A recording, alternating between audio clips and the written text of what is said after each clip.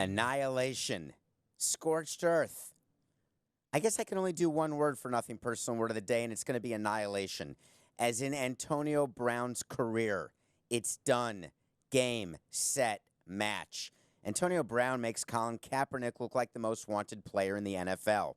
Take a look at the video. He went crazy with the cops here in Florida, because Florida, it always happens in Florida, and he videotaped himself literally coming unglued in front of his child, swearing, using words that if I used, I'd get taken off the air. So I'm not going to use them. But it started with an N and ended with an R. He absolutely lost his mind. If you run a football team, I don't care how good he is. You are not signing him ever again. Antonio, your day in pads are over.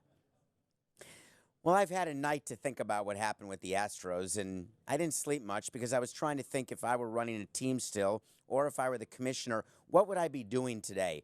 What would I be thinking about? And as I was going through sort of in my mind how to reconcile the punishments that were handed out, how to reconcile what Jim Crane did after the suspension of manager A.J. Hinch and president of baseball operations Jeff Luhnow. Luhnow. He's called both. I'll call him Luhnow. I started thinking, what would I have done if I were them? How do I wake up today? Because they had to wake up and they had to read again the statements that they released. I want to talk about what statements, how statements happen, why they happen. So Jim Crane was very well aware that A.J. Hinch was going to be suspended for a year, as was Jeff Luhnow. He was also aware that he was then going to fire them because it was done in conjunction with the commissioner's office. It was planned perfectly yesterday. It was planned to happen exactly after our show, which caused the bonus pod that some of you, most of you may have downloaded, subscribed. I appreciate that. So A.J. Hinch had time to come up with a statement because what he came up with was quite a long statement, 4 full paragraphs. And what's interesting, I'm going to start with A.J. because people are responding to his statement as though they liked it. They appreciated the fact that he was contrite as opposed to Luhnow, who we're going to get to. But there's something in here that I've got to talk about. While the evidence consistently showed I didn't endorse or participate in the sign-stealing practices, I failed to stop them, and I'm deeply sorry. So that sentence is very interesting because that's how lawyers write. That's not how A.J. Hinch writes. The evidence consistently showed that I didn't endorse or participate. What that doesn't mean is that he didn't endorse or participate.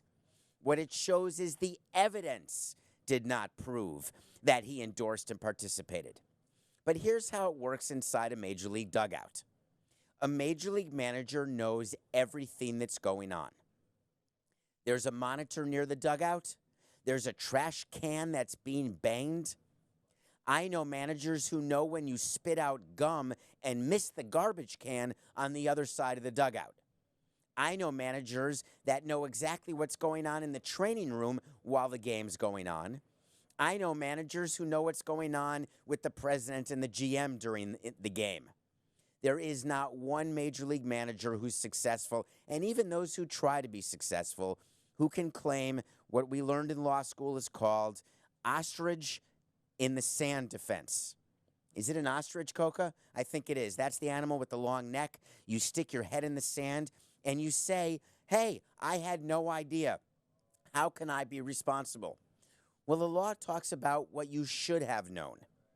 I'm not going to say A.J. Hinch should have known what was going on. I'm going to tell you he did know what was going on because reports have come out that the monitors that they used from the center field camera that were near the dugout that would give the information in order to get it to the trash can banger, that he broke 2 monitors. Well, let's talk about what happens when a manager breaks one monitor. The first thing I do as team president is I go in, I tell him that's going to be $175, and we'll have that replaced by tomorrow. By the way, Mr. Manager, why did you do that? The manager would then tell me something. I wasn't happy with the umpire's call. I wasn't happy that we missed a sign. I wasn't happy we didn't execute a play. I had a disagreement with the player. All of those things I've heard. Do they result in temper tantrums? Rarely. Why? Because managers don't want to rebuy new monitors or any new equipment that are in the dugout. As a matter of fact, managers protect their per diem as though it is gold in the U.S. Mint. But he broke a monitor, but then the next game another monitor appeared? Did he wonder how another monitor would appear if that monitor was only being used for what I like to call nefarious activity? But then he broke the second monitor, but then a third monitor appeared. At some point, you realize that breaking monitors isn't going to matter. So A.J. Hinch, he did an entire statement, and it boils down to this. Just because the evidence doesn't show that you endorsed or participated doesn't mean that you did. But A.J., you get off the hook a little bit because your old boss, your never will be boss again, and doubtful will ever be a boss again of anyone except maybe those in his household, released a statement that in my 18 years, this is what's known as a podium statement, the Mount Everest of statements. It may be the silver medal winner of the worst statement I've ever read. I could read you all 3 paragraphs, but I'm going to focus on a few things. 1, I accept responsibility for rules violations that occurred on my watch as president of baseball operations of the Astros. That's very nice of you, Jeff. Paragraph 2, I'm not a cheater. All right, here we go. The sign-stealing initiative was not planned or directed by baseball management. The trash can banging was driven and executed by players, and the video decoding of signs originated and was executed by lower-level employees working with the bench coach. Boy, would I like to work for the Astros for Jeff Luhnow. He really respects his employees. Calling them lower-level employees, selling out the bench coach. Hey, Jeff, I'm going to say it because you didn't. The bench coach is Alex Cora. There is no bench coach in the history of baseball who does anything without the manager and general manager, president of baseball ops, knowing. It's like he was a rogue. Alex Cora was this rogue bench coach, banging trash cans, putting in center field cameras, budgeting for the center field cameras, coming up with this amazingly great way to steal signs. And Jeff Luhnow, you got credit for having the best home record over the course of 3 years? Come on, you know better. Here's a statement for you, Jeff, if you ever want to work in baseball again. I am mortified today because I am fully responsible for the activities that were undertaken by the Houston Astros organization, not just during the 2017 season, but ever since I joined baseball. I know very well that there was a memo sent by Commissioner Manfred saying technology shouldn't be used to steal signs. Having said that, I felt that we were not gaining a competitive advantage over any other team who wasn't trying to gain that same competitive advantage over the Astros. The player moves that we made, the players that we signed and drafted and developed, those players are responsible for winning the World Series. I'm responsible for all the actions of my manager, my bench coach, and everyone else in the baseball operations department. When I discovered the fact that we were being investigated, I knew that our days of cheating were over. And instead of allowing myself to be suspended, I've decided to resign because I care more about the Houston Astros organization and about this great game of baseball than you'll ever realize. I am deeply sorry that I'm involved in this and that I have caused anyone to doubt the possibility that our teams were the best teams and won the World Series in 2017. I will now work tirelessly with Major League Baseball to make sure that all teams play on a level playing field, and the fact that we were smart enough to come up with a system that wasn't caught until Mike Fiers blabbed as a former player, violated every possible code, and has now made baseball realize it wasn't just the Astros, but it was other teams doing the same thing. Thank you, Jim Crane, for your support, and I apologize again. I think that would have been a far better statement for Jeff than this 3-paragraph piece of absolute garbage. You think Jeff Luhnow has a chance to work in baseball again? Hey, it's raining. It's raining statements. So, guess who's even more upset than Jeff Luhnow? The Boston Red Sox ownership. John Henry, remember, John, when you were the owner of the Marlins and you loved small markets, and then you moved to the Red Sox, and then you started hating small markets and acting like a big market behemoth and throwing your money around and all your revenue? I remember. So now you're getting what's coming to you, John, because you're going to have to make a decision. And here's what I would do if I were you.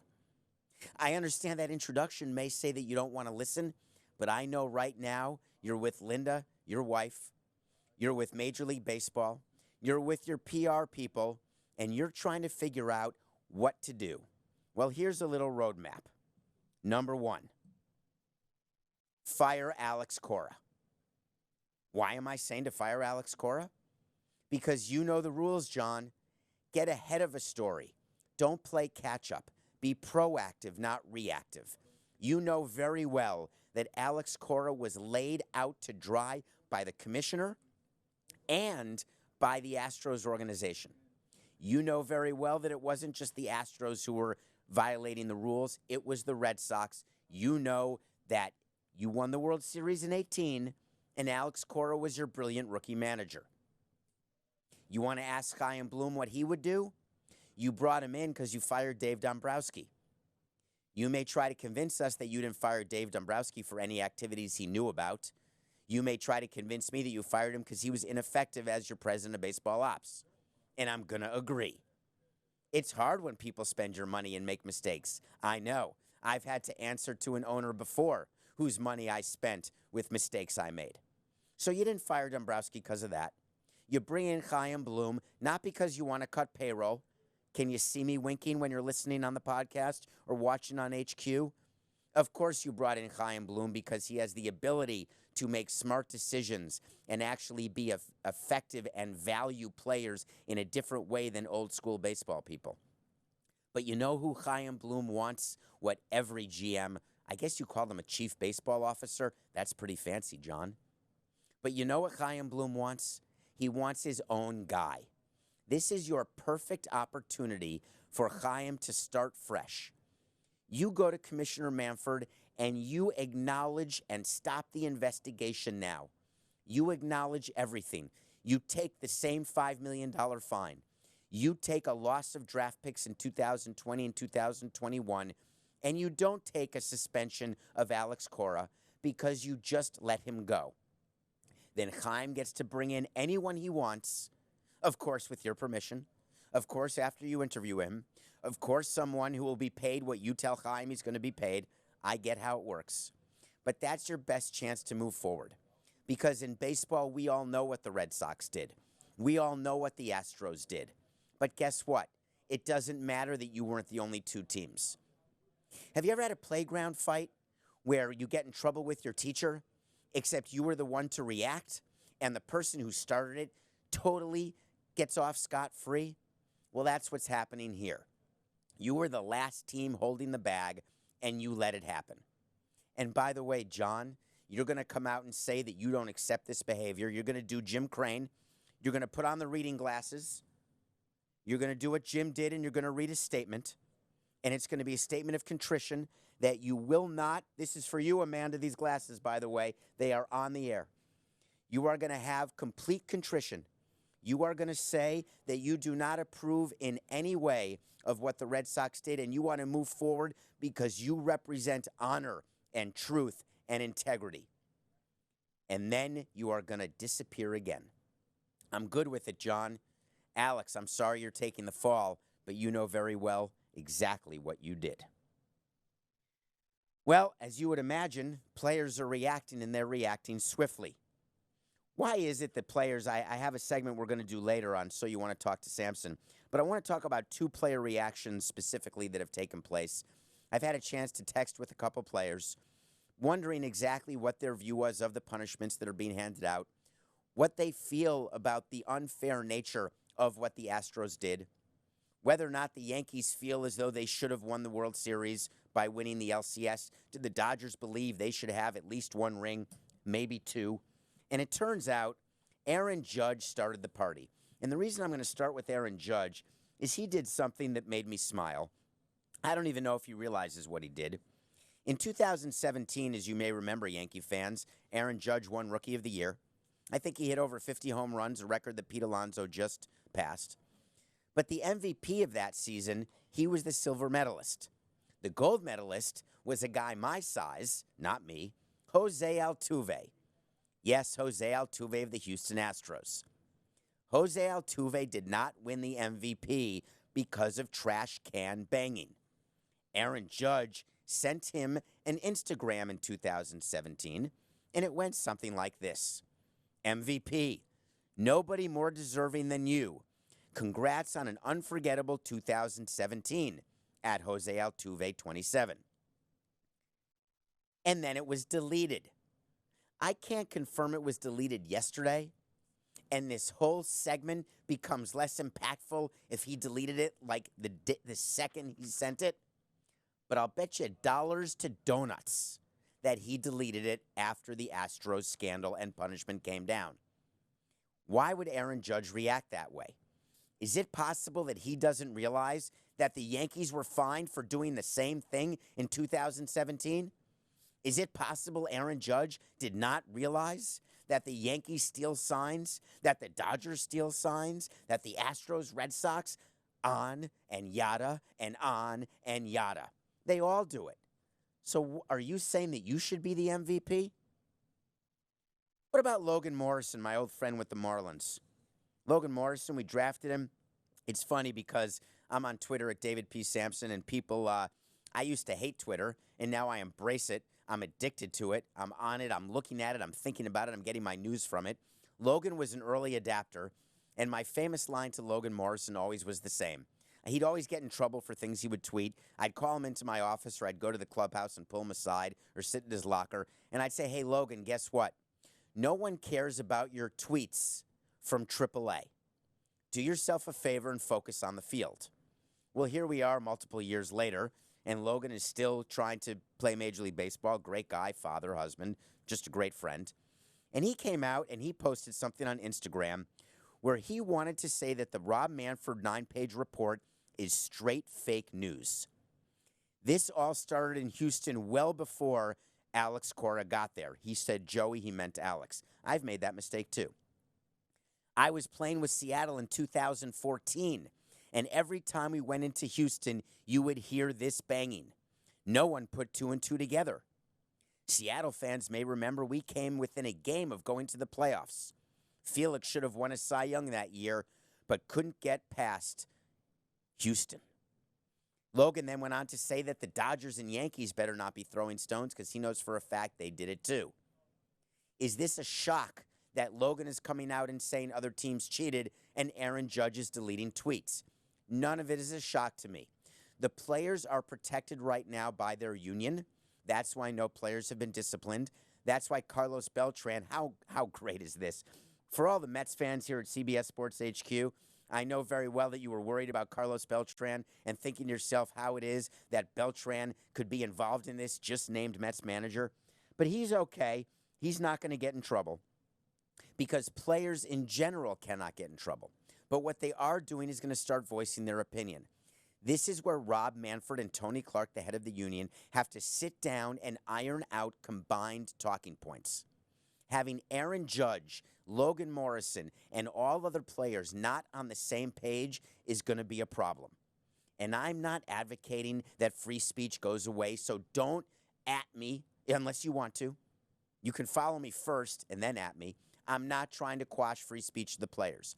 I'm trying to organize it. That sounds sort of like a manifesto, but it's not. If I'm Major League Baseball and I'm the union, I'm focused on revenue, growing the game, asset value, player salaries. I want to make sure that fans who are paying money, sponsors who are paying money, TV networks who are paying money are focused that we are moving forward from this punishment. Not that the rules are going to change, but that we're moving forward from all this talk about suspensions and firings. and it's of no use to anyone when players come out on two sides. I draw your attention to Justin Verlander of the Astros. How ironic that he's the main spokesman against steroids, the main spokesman against domestic abuse, and then his closer is Roberto Osuna. The point is that players take positions. They have a platform to do it on social media, and I agree with it. But in this case, I'm asking for education. I'm asking for the union and MLB to get together, get to players, get to management, and let's be unified in the statements that we make so that I, on Nothing Personal, can decode these unified statements, tell you what they really mean, but the rest of the people realize that baseball finally can move on. One of the segments I enjoy is called So You Want to Talk to Samson. That means that you first follow me at David P. Samson. And by the way, rating is a whole thing with these podcasts. Whether you're watching on YouTube or not, download the podcast, subscribe to it, give me a 5-star rating. And Debo has also asked me to tell you to ask a question in the reviews, and I'll take all those questions. I'll do a bonus podcast at the end of every month, and I'll answer all these questions. And make them sort of evergreen, which is in this business means that I could tape the show today and it will still be fresh in 3 weeks when it airs, as opposed to like talking about the college football championship. If I announced to you that Clemson didn't cover last night, 3 weeks from now, you'd say to yourself, that's old news. But if you ask a question that can last a long time, then I'm going to answer it. Then if you DM me at David P. Samson and tell me you want to talk to me. It's So You Want to Talk to Samson from the movie Half Baked. We've got 2 in this show because they were too good to be true. The first one is, should players have been punished and are players culpable? I've been debating this internally and with people at CBS Sports HQ and with friends, family. Should players be punished? So let me ask you all a question. Let's say you work for a company. Let's call it CBS.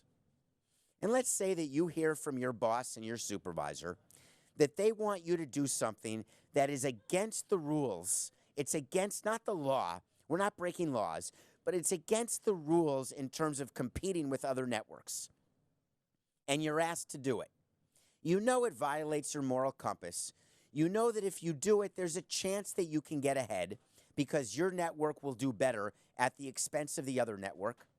That means there'll be more ad revenue, more subscriber revenue, which means maybe you'll get paid more. Do you blindly follow?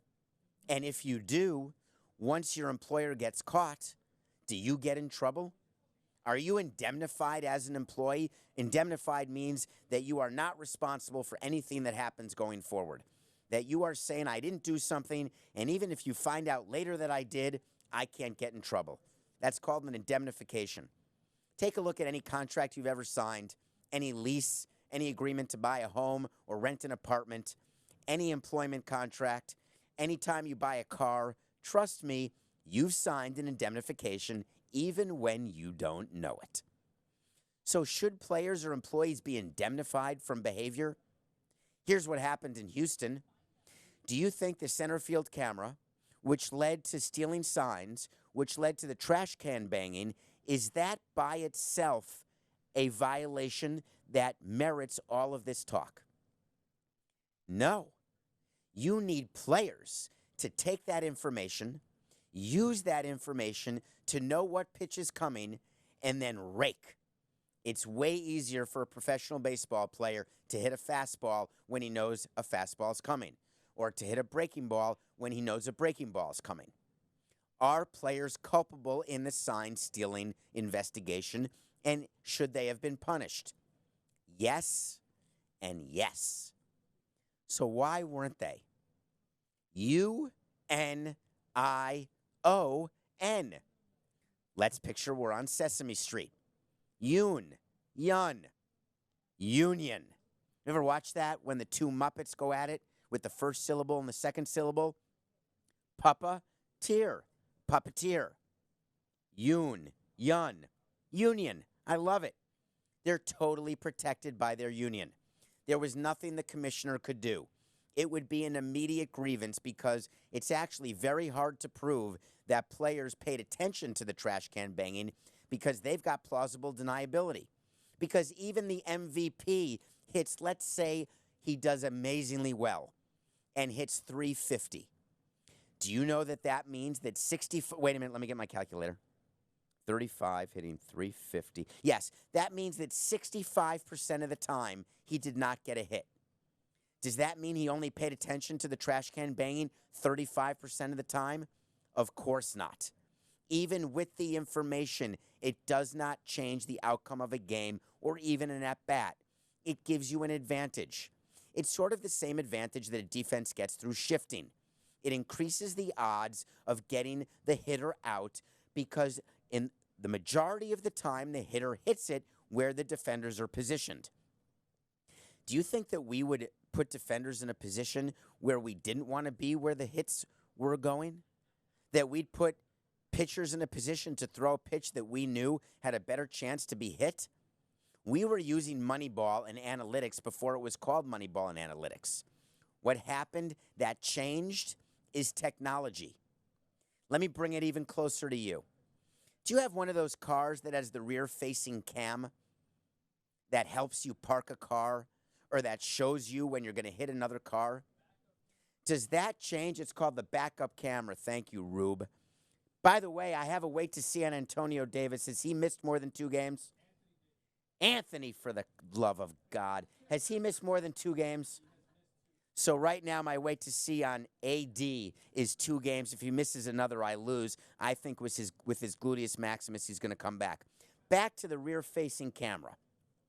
Just because the technology now exists, am I more or less culpable when I back into another car in a parking lot?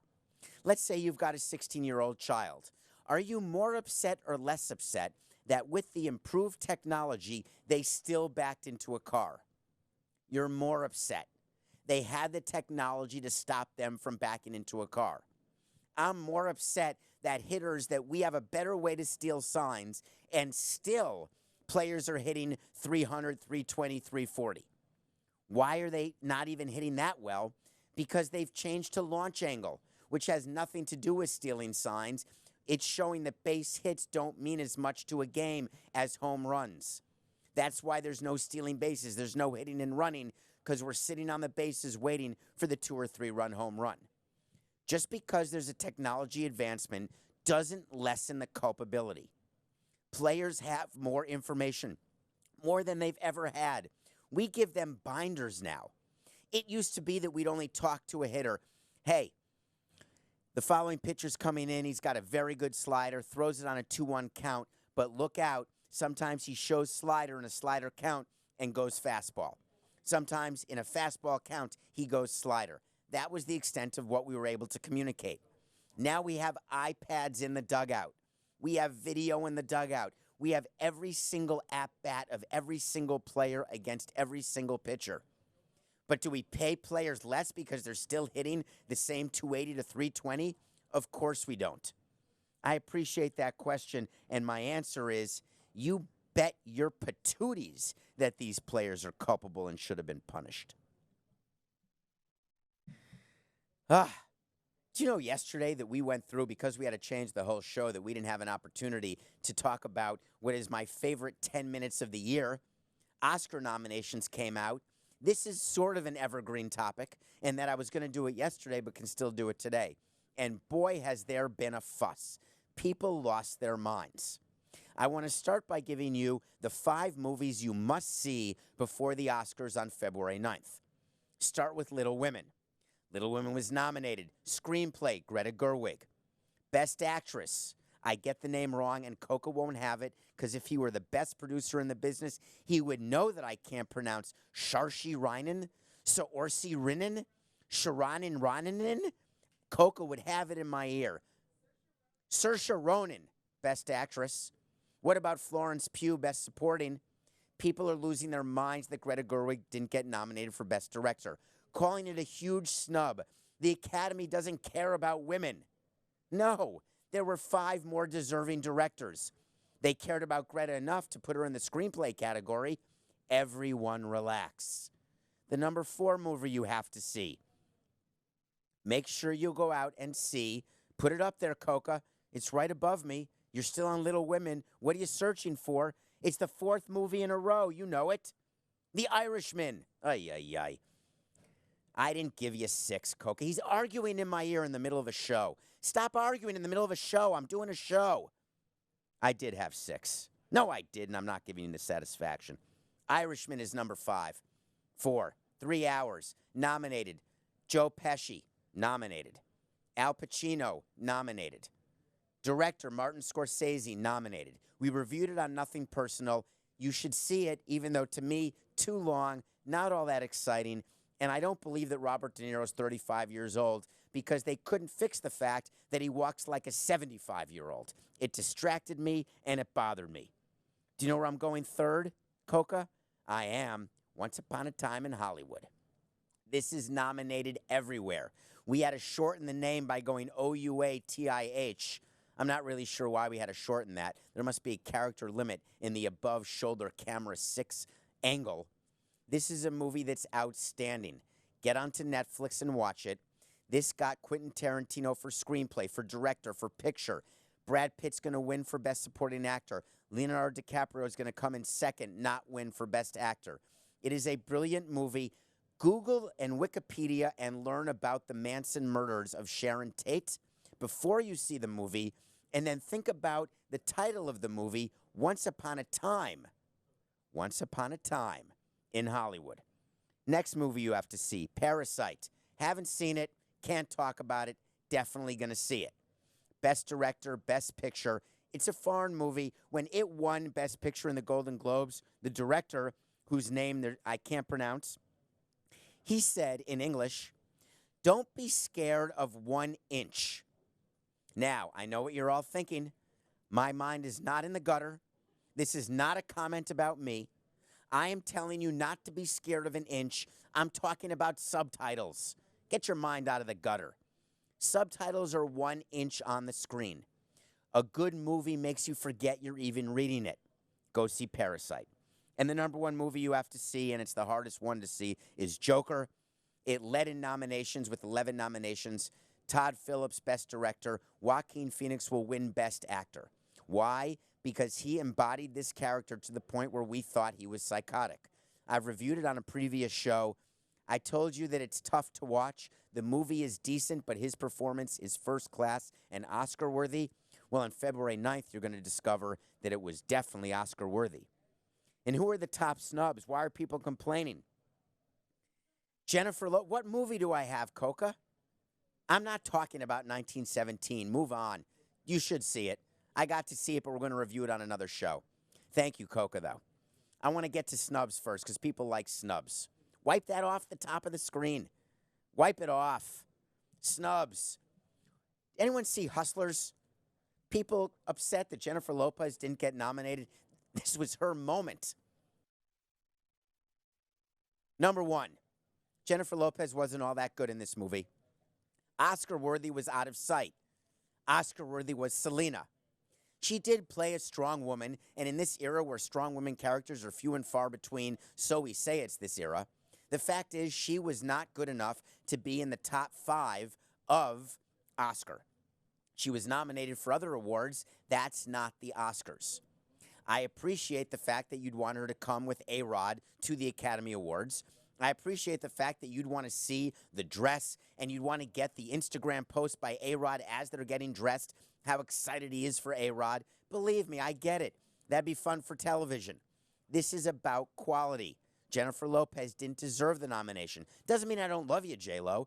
It means that I think you should already have been an Oscar winner. 2, Eddie Murphy. Eddie Murphy's my favorite snub. Dolomite Is My Name was the character. He played Rudy Ray Moore, an actual real-life person who basically made these horrific movies that ended up doing really, really well back in the day in the 70s. And Eddie Murphy was terrific. He is upset and angry that he didn't get nominated, like he always is. He was nominated for Dreamgirls and was supposed to win and didn't and lost his mind. This is not about race. This is not about gender. This is about the fact that the 5 performance nominated were better. Jonathan Pryce and 2 Popes beat you out of that 5th slot, in my opinion, and he was better as Pope Francis than you were as Rudy Ray Moore. Third snub that must be mentioned. Have to mention it, for me. Taron Egerton, Rocket Man. I wanted him nominated for Best Actor. I thought he was better than Rami Malek in Bohemian Rhapsody, who won Best Actor a year ago. He got snubbed. He got shut out of Best Actor. Antonio Banderas of Pain and Glory was put in that category. I would love to have seen him. I would love to have seen Elton John, not because they're not deserving and I wanted to see what Elton would wear to the Oscars. It's because his performance was that worthy. If you missed Rocket Man, go back and watch it. Do the double feature, Rocket Man, Bohemian Rhapsody, and I think you're going to agree with me that Rocket Man performance by Egerton was better than Bohemian Rhapsody performance by Malek. Oscars coming up. Get to the movie theater. 1917, by the way, you should see in the movie theater. Greta Gerwig, I did Coke. Can you imagine this producer, Matthew Coca? You know what? My show, I'm taking a minute on this. Matthew Coca just said to me that I forgot to mention that Greta Gerwig was not nominated for Best Director. Were you listening? Everybody in the studio heard it. Of course I mentioned it. That was not a snub. I said there were 5 other worthy directors. He's now, I know Coca so well because he never likes to lose. He's going back, instead of paying attention to the next 10 minutes, he's going back to listen to the previous 20 minutes.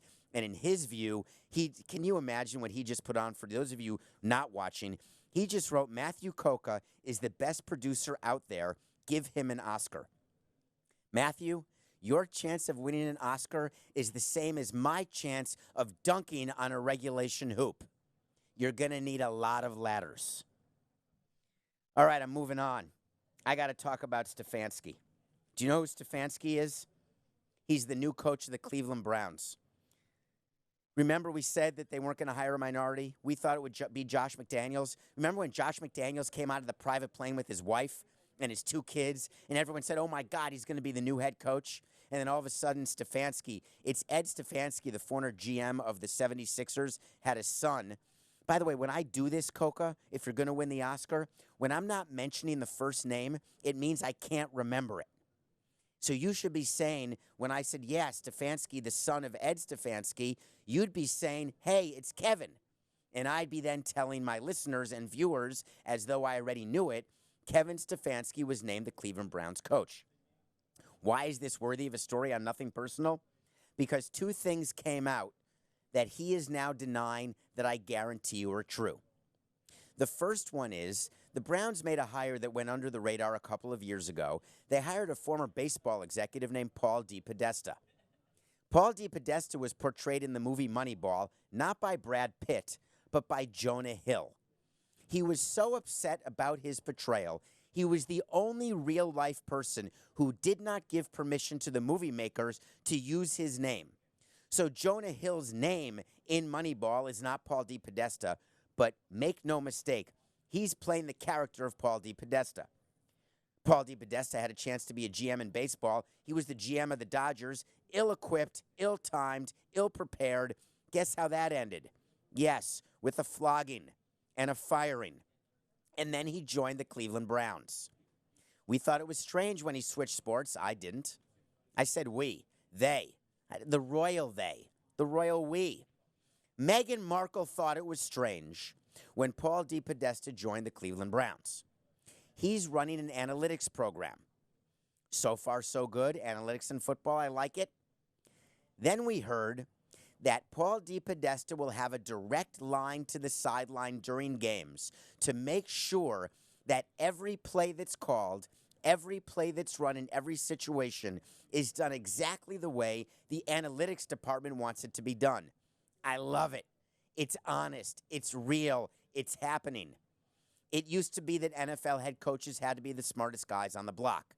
It turns out what's evolving in the NFL is really all you're going to need is the ability to hear and execute the play that's called to you. And this is not like an offensive coordinator calling the offense or a defensive coordinator calling the defense. Did anyone notice what was played in the national championship game for all of you who watched? A 3-1-7? Anyone? Brilliant defensive strategy. That means 3 rushers, 1 linebacker, 7 defensive backs. Analytics. But having an analytics with a direct line to the head coach, that's new because that's new to us. And then we were told that the new coach, Kevin Stefanski, would have to meet with the owner, Jimmy Haslam, every Monday. Scheduled meetings. People thought, my God, that's outrageous. What a meddling involved owner. Not true at all. Every single head coach meets with every single owner in baseball, in basketball, in football. Every time you hear an owner say, I let my baseball people do it. I let my football people do it. I go to games and I watch and I'm a fan. I'm here to be a fan. They're lying to you. It's not a big deal at all that he'd have to meet with an owner on a Monday. That's what owners do. They second guess. Have you ever heard the expression, Monday morning quarterback? That Monday morning quarterback expression came from the fact, and don't Google this because I'm making this up right now, but I truly believe Monday morning quarterback comes from the fact that every Monday morning we get to question everything the quarterback does. Not on Twitter, Facebook, Instagram, not in the media. We're talking upper management, GMs, presidents, owners. We get to question calls that were made. Now when we're making the calls through analytics, guess what we don't get to do anymore? We don't get to question it. There's no such thing as the Monday morning quarterback. There's no second guessing. Have you noticed that in sports, a big change that's happened is that those inside sports are having fewer and fewer questions about moves that are made on the field. In the media, we question pitching changes all the time. We question, how could you run it? Pete Carroll, you lost a Super Bowl because you decided not to run Marshawn Lynch. Marshawn Lynch, you decided not to run him. You passed it. You threw an interception. We're going to Monday morning quarterback that decision. But those days are over. No more question of plays by upper-level management. So did Stefanski actually sacrifice anything to become the head coach? Is there anything he would have said no to? Do you think that Josh McDaniels said no to those things, and that's why he wasn't hired? We've talked about it on this show. When you interview managers or head coaches, you start with the following question. Are you prepared to be told what to do every step of the way and execute it, or else you'll be fired for cause? You don't need a 9-hour interview to ask that question. You don't need a 200-question IQ test, which some teams give their managerial candidates. All you need is to actually know people and to see if you can read that person and figure out whether that person's lying to you. Because when coaches don't work out and they get fired quickly, it's not always just lack of performance. Sometimes there can be personality clashes. Kevin Stefanski, welcome to Cleveland. Pick of the day. I didn't get my pick of the day. My pick of the day, I keep every episode in my binder here. I want to tell you what my pick of the day was yesterday. I had Clemson plus 4.5 in the national championship game. I'm so happy I won that. Clemson won the game last night. Congratulations to Clemson, the national champion. Thank you so much. Yes, I know Clemson didn't cover, so you're all welcome for not getting my pick of the day, and you're also very welcome for me getting back to the NBA. How can it be that the Bucks are only favored by 16.5 points over the Knicks? Because the Knicks beat the Heat one time? All of a sudden, they're only getting 16.5 against a team that likely will be playing in June and will be a world champion? This line should be 22. If you can do anything to get the Bucks at 16.5 or anything close to it, forget my record of 1-3-1 for this season, because what you should know is you are about to win. Bucks 16.5 over my erstwhile favorite team. I still love you, Red Holzman. Wait to see. Yes, we're going to wait to see a lot of things. We said yesterday we're going to wait to see that the Astros will be just as good without A.J. Hinch as they would have been good with him. Here's a wait to see. It's an important one. Alex Cora is going to get fired. I said it earlier in the show, that's what I would do. Now I'm going to step it up a bit, and I'm going to tell you that's exactly what will happen. John Henry's going to watch Nothing Personal. He's going to meet with Commissioner Rob Manfred, and Alex Cora will not be managing the Boston Red Sox in 2020. Wait to see. I'm accountable. And Alex, when you watch this and you and your brother Joey get angry with me, you will remember one thing. This was always just business. It was nothing personal.